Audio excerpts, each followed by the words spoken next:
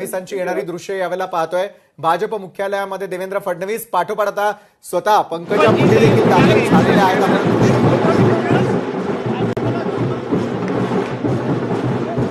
खूप आनंद वाटतोय मला।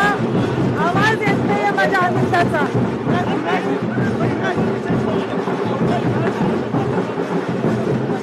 मुंबईमध्ये आम्हाला पूर्ण विश्वास होता, त्याप्रमाणे आम्हाला विजय मिळालेला आहे। मला वाटतं आमच्या विचारांचा विजय झाला आणि विकासाचा विजय झाला। देवेंद्रजी फडणवीस यांनी जे मुंबईचं रूप पालटले त्याच्यावर लोकांनी विश्वास ठेवला। पुणे, पिंपरी चिंचवड, नांदेड, नाशिक सगळीकडे आम्हाला यश मिळालं।